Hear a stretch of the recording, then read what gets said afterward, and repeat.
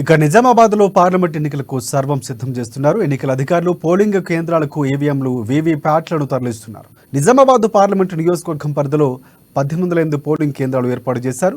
7,000 మందికి పైగా ఉద్యోగులు ఎన్నికల విధుల్లో పాల్గొంటున్నారు. మొత్తంగా 4,514 బ్యాలెట్ యూనిట్లు, 2,257 కంట్రోల్ యూనిట్లు, 2,527 వీవీప్యాట్లు కేటాయించామని తెలిపారు అధికారులు. ఎన్నికల అధికారులు సమస్యాత్మక పోలింగ్ కేంద్రాల్లో పటిష్ట భద్రతా ఏర్పాట్లు చేశామన్నారు. ప్రతి ఒక్కరూ శాంతియుత వాతావరణంలో ఓటు హక్కును వినియోగించుకోవాలంటున్న ఎన్నికల అధికారి మకరందతో మన నిజామాబాద్ ప్రతినిధి నవీన్ ఫేస్ టు ఫేస్. పార్లమెంట్కి ఎన్నికలకు సంబంధించి కూడా నిన్నటితో ప్రచారం ముగిసింది. ఈ రోజు సంబంధించి కూడా రేపు ఎన్నికల పోలింగ్ సంబంధించి కూడా కీలకట్టమైనటువంటి అన్ని ఏర్పాట్లు కూడా పూర్తి చేస్తారు. మనం నిజామాబాద్ జిల్లా కేంద్రం సిఎంసీ కేంద్రం ఇక్కడ చూసినట్లయితే పూర్తిగా ఇటు నిజామాబాద్ పార్లమెంట్ సంబంధించి కూడా ఈవీఎంలతో పాటు వీవీప్యాట్లకు కూడా తరలించే కూడా ఏర్పాట్లు జరుగుతున్నాయి. దీనికి సంబంధించి కూడా ఎలక్షన్ అధికారులు ఉన్నారు. దీని అడిగి వారికి తెలుసుకుందని చెప్పాలి. నిజామాబాద్ పార్లమెంట్కి సంబంధించి నిన్న రేపు సంబంధించి కూడా ఎలక్షన్ల పోలింగ్ సంబంధించి అన్ని ఏర్పాట్లు జరుగుతున్నాయి. ఎలా కొనసాగుతుంది? అన్ని పర్ఫెక్ట్గా జరుగుతున్నాయండి. టోటల్గా 289 పోలింగ్ స్టేషన్స్ ఉన్నాయి మనకి. ఈ 289 పోలింగ్ స్టేషన్స్ గాను 289 పోలింగ్ పార్టీస్ మనం ఏర్పాటు చేసుకోవడం జరిగింది. అలానే ప్రతి పోలింగ్ స్టేషన్ని కూడా ఒక బిఎల్ఓ అండ్ ప్రతి పోలింగ్ స్టేషన్ ఒక అటెండర్ని మేము సెటప్ అపాయింట్ చేసుకోవడం జరిగింది. వీళ్ళందరూ కూడా ఆ పోలింగ్ స్టేషన్ పరిధిలో ఉన్న మినిమం ఫెసిలిటీస్ అన్ని కూడా వాళ్ళు ఎన్షూర్ చేసుకొని రెడీగా అక్కడ ఉన్నారు. వన్స్ ఇక్కడ డిస్ట్రిబ్యూషన్ సెంటర్లో వీళ్ళు మన పోలింగ్ పార్టీస్ అందరూ కూడా మెటీరియల్ని ప్రొక్యూర్ చేసుకున్న తర్వాత they will board in to the బస్లో బోర్డ్ చేసి రూట్ ప్రకారం ఎస్కాట్లో సెక్యూరిటీతో కరెక్ట్ పోలింగ్ స్టేషన్కి రీచ్ అయిన తర్వాత సెక్టర్ ఆఫీసర్ బ్రీఫింగ్తో అక్కడ బిఎల్ఓ అండ్ ఆ పోలింగ్ స్టేషన్ దగ్గర ఉన్న బిఎల్ఓ అండ్ అటెండర్ వాళ్ళని వెల్కమ్గా రిసీవ్ చేసుకొని వాళ్ళ స్టే అరేంజ్మెంట్స్ అన్నీ చూసుకొని నెక్స్ట్ డే పోలింగ్ కోసం అన్ని అరేంజ్మెంట్స్ చేసుకున్న తర్వాత then actual mock poll and actual poll అనేది స్టార్ట్ అవుతుంది. ఇక్కడ అరేంజ్మెంట్స్ సంబంధించి మినిమం ఫెసిలిటీస్ అంటే మనకి drinking water, ramp, cooling arrangements, tent shade, electricity arrangements, toilet, functional toilet, ఇలా అన్అష్యూర్డ్ మినిమం ఫెసిలిటీస్ ఏవైతే ఉన్నాయో అవన్నీ కూడా ఏర్పాటు చేసుకోవడం జరిగింది. అంటే ప్రధాన గతంలో చూసుకున్నట్టు ఈవీఎంలో కూడా మొరయించిన పరిస్థితి ఉంది. దాని విషయంలో కూడా ఎలాంటి ముందస్తు చర్యలు తీసుకున్నారు?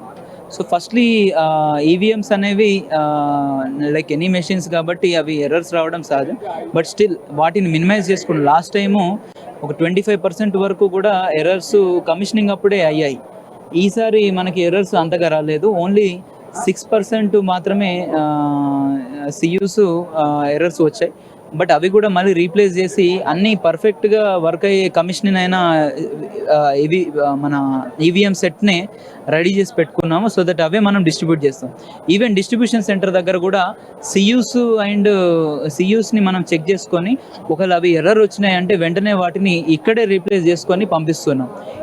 ఇక మీదట కూడా 1 or 2 అక్కడ ఒకవేళ ఎర్రర్ వస్తే కూడా ఈచ్ సెక్టర్ ఆఫీసర్కి అండ్ రిజర్వ్ సెక్టర్ ఆఫీసర్కి రిజర్వ్ ఈవీఎం సెట్స్ని వాళ్ళకి ప్రొవైడ్ చేయడం జరుగుతుంది. And with in a sector maximum 10 to 15 minutes వాళ్ళు అక్కడ రీచ్ అయ్యి రీప్లేస్ చేయగలుగుతారు. కాబట్టి అర్బన్ కాబట్టి మనకు అంత ఇష్యూ ఉండదు.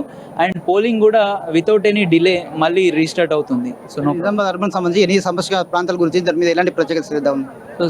సమస్యాత్మక polling stations, critical polling stations మనము based upon the instructions of ECI and criteria led by election commission of India ఒక 23 పోలింగ్ స్టేషన్ లొకేషన్స్ గాను 97 పోలింగ్ స్టేషన్స్ని ఐడెంటిఫై చేయడం జరిగింది. ఈ critical polling stations correct in ఆర్డర్లో పోలింగ్ జరగడానికి అండ్ అడిక్వేట్ ఓటింగ్ పర్సంటేజ్ని తీసుకురావడానికి మనము స్వీప్ యాక్టివిటీస్ అనేవి చాలా ఎక్స్టెన్సివ్గా క్రిటికల్ పోలింగ్ స్టేషన్స్లో పెట్టడం ఆ ఏరియాస్లో చేయడం జరిగింది. దాంతోపాటు పోలింగ్ స్టేషన్లో along with polling personnel and there will be A micro observer, ఒక వెబ్కాస్టింగ్ టీము, తర్వాత వాలంటీర్స్ టీము, తర్వాత మన బిఎల్ఓస్ అండ్ అటెండర్స్ ఎలాగో ఉంటారు. వీటితో పాటు ఒక వీడియోగ్రాఫర్ని అండ్ సిఆర్పిఎఫ్ పోలీస్ పర్సనల్ని కూడా అక్కడ డిప్లాయ్ చేయడం జరుగుతుంది. సో ఈ రకంగా అడిక్వేట్ పర్సనల్ కేవలం ఆ ఓటింగ్ సక్రమంగా జరగాలనే ఉద్దేశంతో అక్కడ ఉన్నారు. కాబట్టి we're 100% sure that a issue రాకుండా పోలింగ్ జరుగుతుందని అనుకుంటున్నాను. చివరగా ఓటు శాతం పెంచేందుకు కూడా ఓట్లకు ఏం మీరు చెప్పే సూచన ఏంటి? సో సింపుల్ అండి, ఓటింగ్ అనేది చాలా important part of our life. అంటే యాజ్ ఎ సిటిజన్ మనం ఎన్ని డ్యూటీస్, ఎన్ని రైట్స్ని మనము పొందుపరుచుకుంటున్నాము. దానికి కేవలము మనకు లెట్ డౌన్ చేసిన మనకు కాన్స్టిట్యూషన్ ఆఫ్ ఇండియా లెడౌన్ చేసిన రైట్స్ ద్వారా మనము ఇన్ని రైట్స్ని మనం ఎంజాయ్ చేసుకోగలుగుతున్నాము.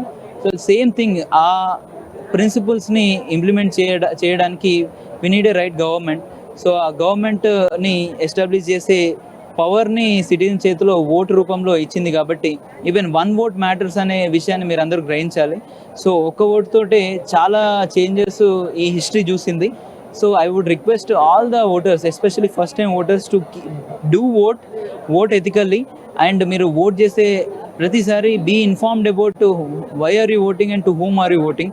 సో ఇదే నేను వచ్చే సలహా. And I would request all the Nizamabad urban segment voters to vote and then improve our voting percentage to 100%. Thank you.